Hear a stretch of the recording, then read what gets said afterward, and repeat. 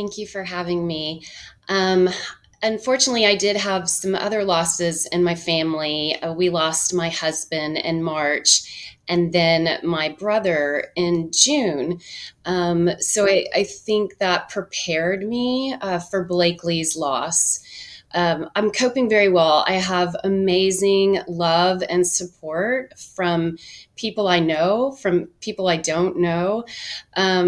The mothers of the campers that were lost were on a group text and were able to share stories and thoughts and even funny moments like how to get your in-laws out of your house quickly during this time.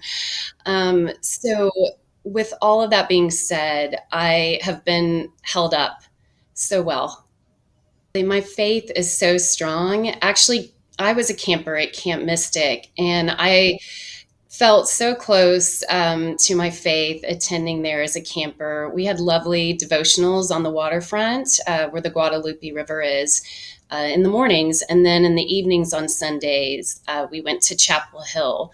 And just the sisterhood, the faith, it just really brought me closer. So I gave this necklace to my daughter right before camp, and I advised her that if she didn't want to lose it, because she's 8 years old, and of course they lose jewelry, I told her to wear it, during the whole time at camp.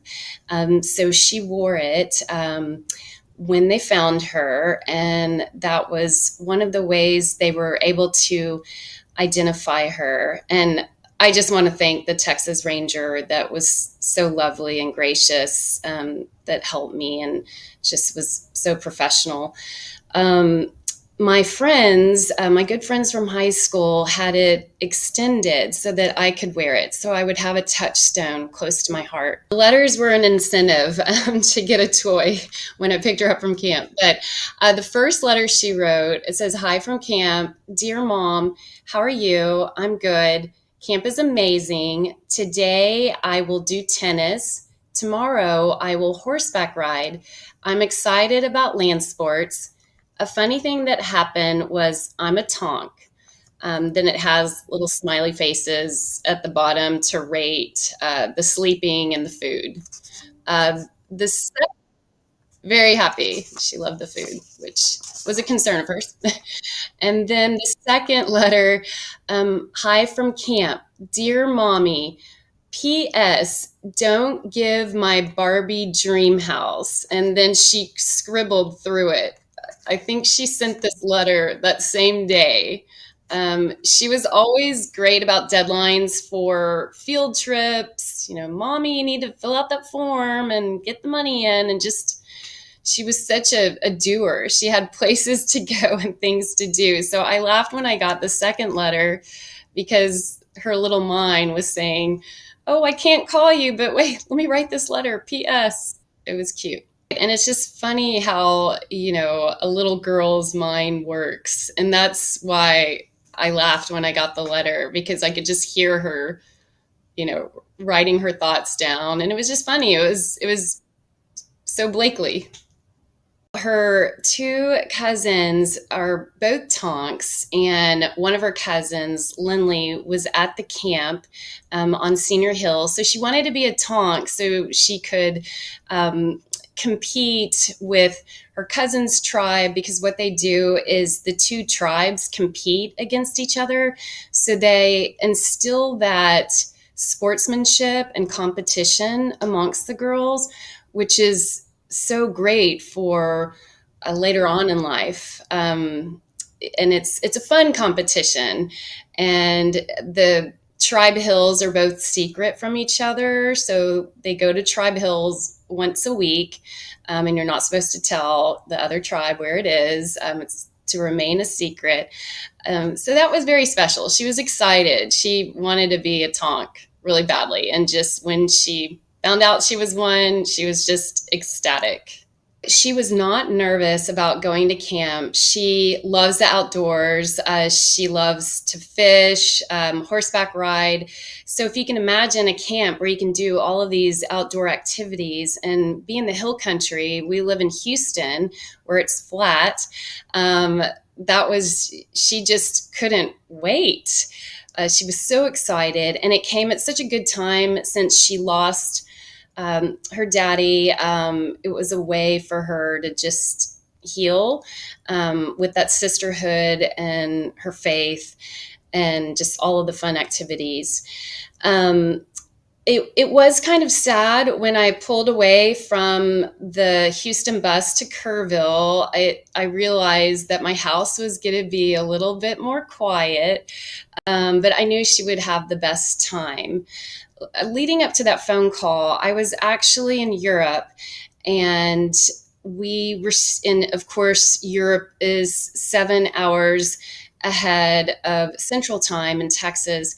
So when we were on a boat, and when we docked for lunch, we received some text messages from friends that had their campers at Camp Mystic, and they reached out to us, my little sister actually, and told them, I'm sure you've heard the news that there's been some flooding at Camp Mystic. And so what popped in my mind, because we didn't have all of the full reports of the 30-foot surge, that it was like the flood in 1987 when I was a camper, that, you had to stay in your cabin for safety. They didn't want people walking in the mud and sliding around since there's so many hills, and they would bring food to us. And so that was what I first imagined what it was. And then we received emails, and I could have sworn I received an email that said the girls are at Walmart and they're okay. And so we really didn't worry or think about it because we didn't have all the reports about how catastrophic it was. So that was 1 o'clock in Europe. And then we went back out on our boat. And then when we docked for the evening at 8 p.m., which would have been 1 p.m. Central Time, I received a text message from a friend of mine, and she said, did you receive a call from Mystic that your daughter is unaccounted for? Because she mentioned our mutual friend who was a bestie with Blakely in her cabin that she was missing. And so I thought, no, I received emails that they were at Walmart. And so I was completely unaware. And then another friend called me on the boat, and her phone number registered as no caller ID just because of the service since we were out on the sea. And she said, I can go and pick up Blakely, because I told her I haven't received a call from Mystic. I think she's okay. She offered to pick up Blakely knowing I was in Europe, and take her back home with them.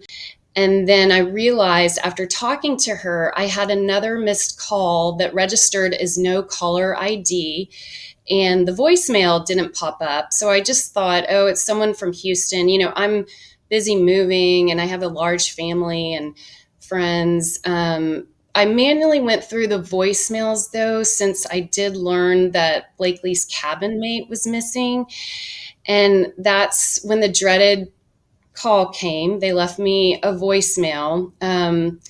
And so we were inside the boat. I just dropped the phone on the table, shaking, and I told my little sister she would have to call Camp Mystic. So we put the phone on speaker so I could listen in, but I was frozen when I heard that voicemail. She had the best time at camp. She went out on a happy note. She probably looked at that flooding, going out in the night, as an adventure, because you're not supposed to do that as a kid. And the counselor said that Blakely was encouraging her cabin mates to not be afraid. She was always a leader, encouraging others. So I, in my heart, I know it happened fast, and I'm just so grateful the life that she lived was so happy.